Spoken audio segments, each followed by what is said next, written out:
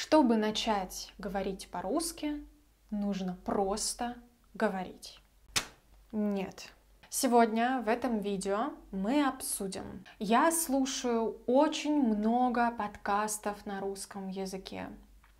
Но когда хочу что-то сказать на русском, слова просто не приходят мне в голову. Как перевести пассивный словарный запас в активный? Почему говорить труднее, чем понимать? Что делать, чтобы улучшить память, чтобы лучше и быстрее запоминать слова? И в каком случае нужно обратиться к врачу? Да, об этом тоже скажем пару слов сегодня.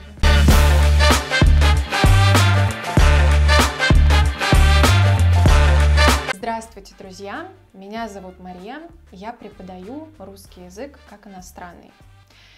И в этом видео я буду говорить как преподаватель языка. Но прежде чем мы начнем, скажите мне, пожалуйста, что это такое, как вы думаете?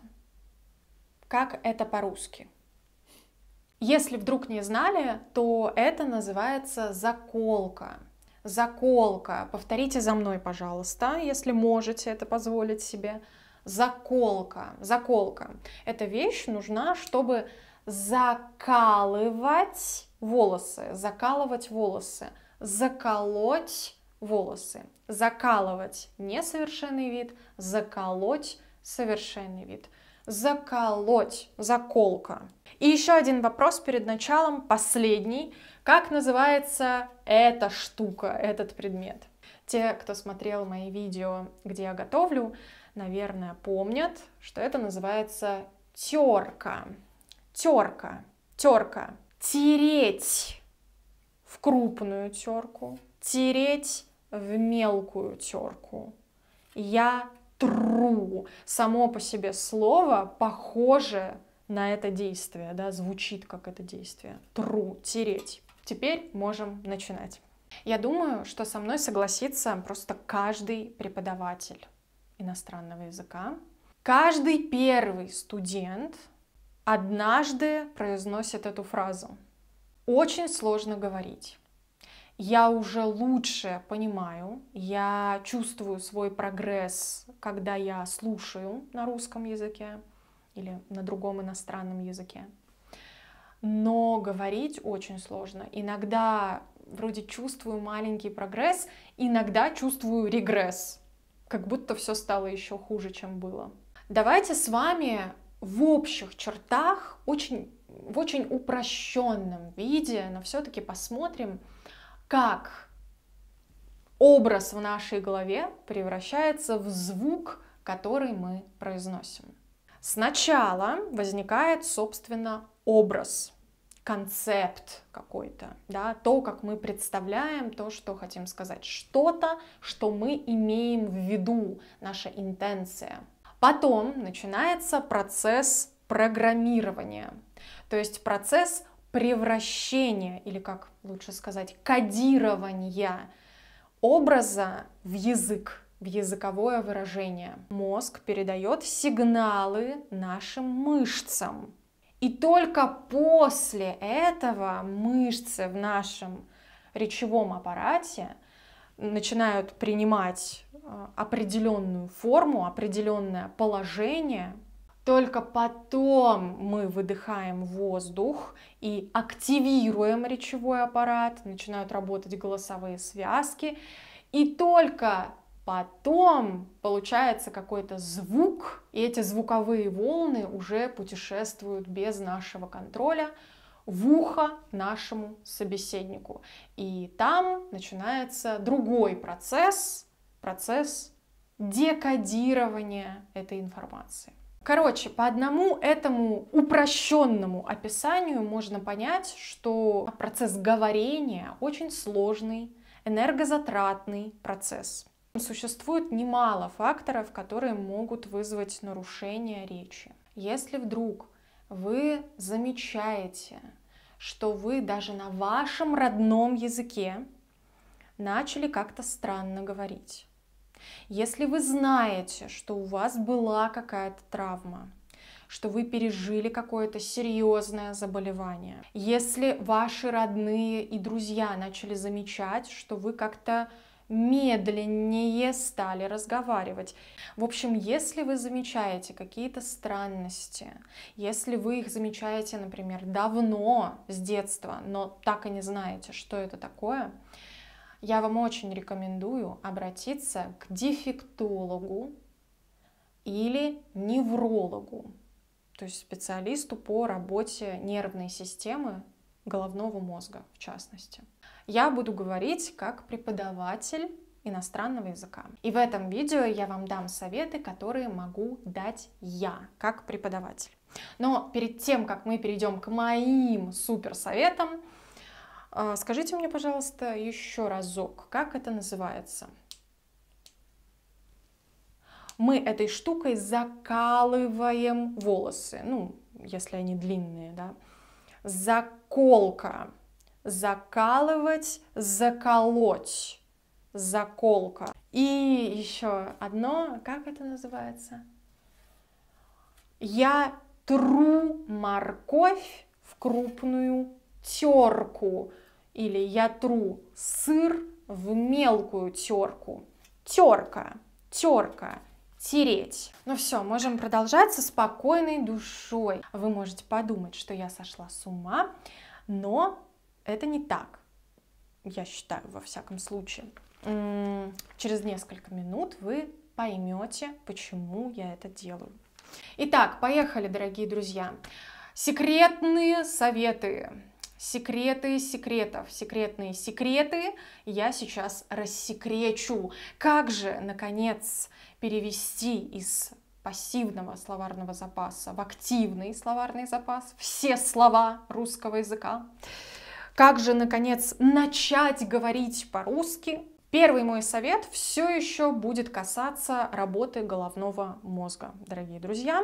Но это тот совет, который я могу дать вам со спокойной душой. Несмотря на банальность этих слов, тем не менее, считаю, что очень важно напомнить вам. Не забывайте, пожалуйста, спать достаточное количество часов каждый день. Пожалуйста, не забывайте есть хорошо. Я имею в виду со всеми витаминами, минералами. Пожалуйста, не забывайте гулять и проводить побольше времени на свежем воздухе. Пожалуйста, не забывайте заниматься спортом. И, конечно, не забывайте поменьше волноваться. Ну, потому что если вы целыми днями сидите за компьютером, никуда не выходите, если вы спите 3 часа в день, и при этом у вас постоянный какой-то стресс, то не нужно удивляться, что слова из русского языка у вас как-то не запоминаются и не переходят в активный словарный запас, да? То есть, ну, давайте начнем с базы. Я сегодня в роли нутрициолога, и, значит, мне очень нравится давать такие советы, очень полезные. Следующее, о чем я хотела бы поговорить, это эмоции, контекст и актуальность лексики для вас. Наверное, для вас это уже не секрет, что если вы получаете какую-то информацию, находясь при этом в эмоции, то эта информация запоминается лучше, быстрее, я бы даже сказала. Если для вас информация актуальна, то есть вы так все ваше внимание направляете туда, вам интересно, вам это важно, то опять же информация запоминается гораздо быстрее. Если вы берете не просто отдельное слово, а слово в контексте, внутри какой-то истории, хотя бы предложения, а еще лучше, чтобы этот контекст был актуален для вас, то так запомнить это слово будет гораздо легче, чем если вы просто возьмете список слов. Ну, например, да, вот эта заколка, да, заколка. Вот те люди, у которых короткие волосы, которые никогда в жизни не использовали заколку, никогда, может, ее даже не видели вот так вблизи и столько раз за полчаса, и вообще не будут ее использовать, для этих людей сейчас будет очень трудно запомнить слово «заколка». Но при этом, если вдруг вы испытываете ко мне симпатию, если вам весело и интересно смотреть мое видео, возможно, именно благодаря этому вы запомните слово «заколка». Потому что вы эмоционально вовлечены в процесс. То же самое с нашей теркой, да? Те люди, которые не готовят и никогда не терли ничего в крупную терку, в мелкую терку, вообще не видели терку вот в таком виде. Этим людям эта терка, она... Ну, в общем, у этих людей терка вылетит из головы моментально. А вот те люди, которые готовят регулярно, для которых это знакомый предмет, они, скорее всего, сразу свяжут слово терка, вот эти звуки, терка, сразу свяжут эти звуки со своим каким-то опытом, когда вы там что-то терли у себя на кухне. Может быть, вы вспомните, как вы терли что-то и поранили палец, и вам было больно. Это включается эмоция, эмоциональное воспоминание, и тогда слово терка запомнится еще легче. Следующий совет. Давайте не будем пренебрегать ассоциативной сетью. Простраивать сеть из информации у себя в голове — это вообще очень хороший метод что-то запомнить. Эта сеть может быть очень логичная, связанная с грамматикой. Ну, например, заколка — это существительное, что предмет, заколка, да? А что мы делаем с помощью этого предмета? Мы закалываем волосы, несовершенный вид. Что я хочу сейчас сделать, совершенный вид, заколоть. Закалывать, заколоть, заколка. Угу, вот. Сеть небольшая получилась, да? Терка — это предмет. Что? Что я делаю? Тру в крупную терку, вот они большие отверстия, в мелкую терку. Эта сеть может быть ассоциативная, причем ассоциации могут быть построены на звуках, на каких-то созвучиях. Ну, например, терка, тр-тр-тр-тр. Это слово звучит как то действие, которое мы делаем с помощью этого предмета. Со словом заколка, ну какая может быть ассоциация? Ну, вы знаете, я обычно как это делаю? Я беру согласные звуки, в этом случае это з, к, л, и придумываю слова из своего родного языка с этими звуками. Ну, если, например, ваш родной язык английский, то это может быть the call, zoo call, не знаю, звонок из зоопарка. Может быть, кого-то это только запутает, я знаю, но вот лично для меня такие техники очень хорошо работают. Надеюсь, что для кого-то из вас тоже. Кроме того, не забывайте про визуальную помощь. Это может быть картинка, вы можете, например, взять в руки эти предметы, заколку и терку, прямо взять в руки, потрогать. Для меня, например, работают больше не картинки, а написанные слова. Мне очень помогает это представлять, как написано это слово. Я таким образом гораздо лучше запоминаю. Точно так же я запоминаю спряжение глаголов. Я вижу прямо таблицу перед собой. Вот. Еще один совет. Обязательно выводите новые слова в речь. Это тоже не секрет, я думаю, для вас. Об этом очень часто сейчас говорят. Пытайтесь употреблять новые слова сразу. Вот в этот же день, на следующий же день. Старайтесь их употреблять. Причем не бойтесь делать ошибки. На самом деле, если вы делаете ошибку в новом слове и вас исправляют, то у вас есть шанс запомнить это новое слово гораздо быстрее. Потому что ошибка, она включает ваше внимание, включает эмоцию, понимаете? На ошибках учатся, как говорится. Ну и, наконец, финальное. И, друзья мои, главная моя рекомендация сегодняшнего видео. Прежде чем вы поставите себе какой-то диагноз, прежде чем вы придете к выводу, что вы уже слишком взрослый для запоминания слов, для изучения языка, прежде чем вы придете к выводу о том, что метод не работает, что вам нужен какой-то другой метод изучения языка, прежде чем вы начнете обвинять язык в том, что он такой трудный, проверьте, пожалуйста, а вы точно повторяете слова? Ну, наверное, всем известно, что повторение — мать учения, да, и это очень важно, чтобы информация уложилась в нашей голове, важно повторять. Но на самом деле, к моему удивлению, мало людей повторяют. Сейчас как-то все больше и больше, когда люди изучают язык самостоятельно, особенно, люди хотят слушать что-то новое, люди хотят узнавать что-то новое. А вот это все старое, оно уже становится каким-то неинтересным. И часто люди не возвращаются к старым словам. Но таким образом пассивный вокабуляр никогда не станет активным. По поводу повторения я бы хотела сказать еще вот что. Две такие мини-рекомендации внутри этой рекомендации.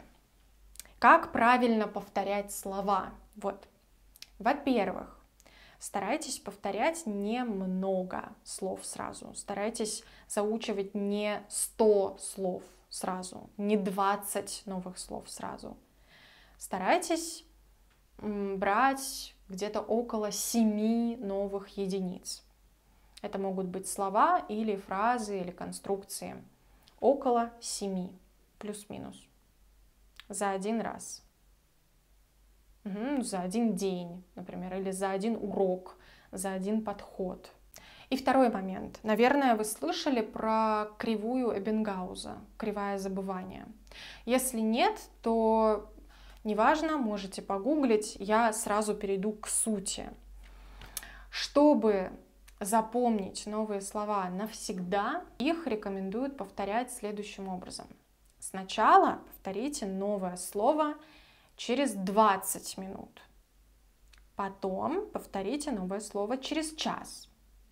Потом часов через 9-10. Потом через день. Через 2 дня. Через неделю. Через 2 недели. И через месяц. И вы запомните это слово на всю жизнь. В общем, смысл в том, что вы постоянно увеличиваете интервалы повторения, но повторяете одно и то же несколько раз. Говорят, что этот процесс можно даже ускорить, если вы будете на каждом этапе повторения проходить какой-то тест, то есть проверять свои знания, тестировать, ошибаться, и вас кто-то будет исправлять. Тогда этот процесс пройдет даже быстрее. Давайте, кстати, повторим сегодняшние слова. Что это такое?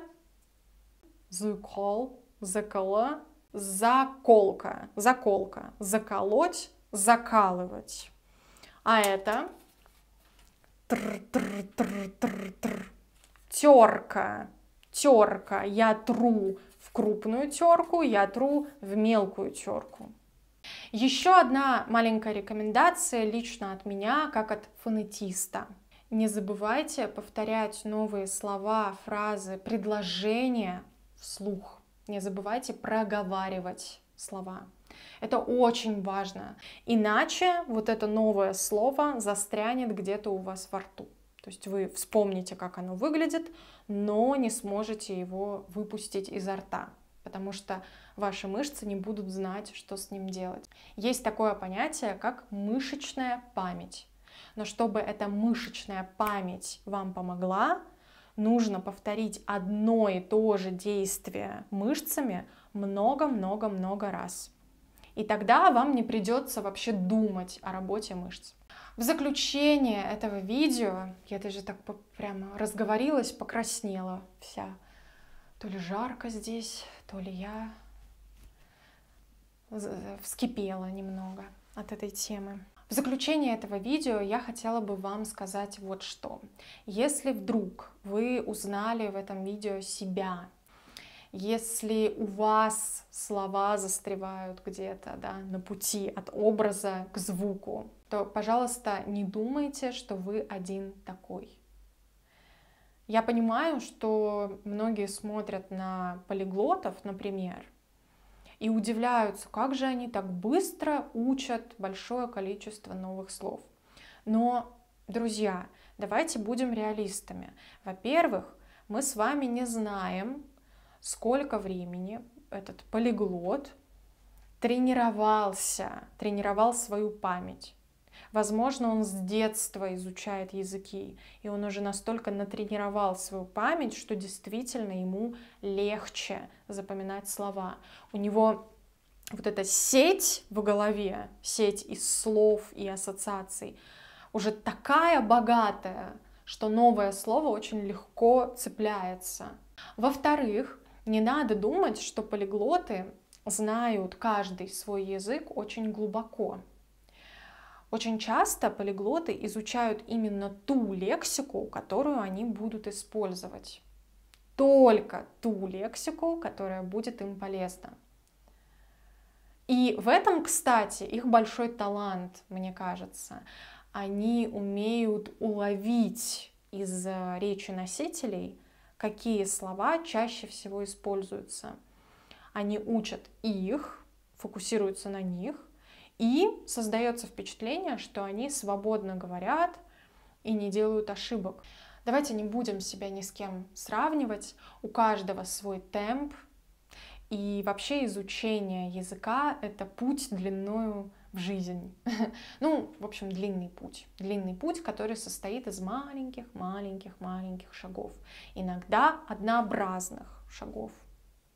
Вот. А еще изучение иностранного языка — это всегда изучение собственных возможностей, собственных границ, собственных способностей. Ну и напоследок, скажите-ка мне, пожалуйста, как это называется? Заколка. Заколка. Мы ей закалываем волосы. Заколоть волосы. А это терка. Я тру в крупную терку, я тру в мелкую терку. Я уверена, что многие из вас запомнили эти слова. Именно благодаря тому, что мы их повторили несколько раз в течение этого видео. В общем, не забывайте про повторение, дорогие мои. Не сравнивайте себя ни с кем. Изучайте русский язык, получая удовольствие от процесса и от себя. На этом у меня все. Спасибо вам за внимание, спасибо за то, что комментируете мои видео, спасибо за то, что делитесь моими видео. И, конечно, спасибо всем тем, кто поддерживает меня на разных платформах и регулярно угощает меня кофе. На сегодня у меня все. Желаю вам всего самого доброго. Пока-пока.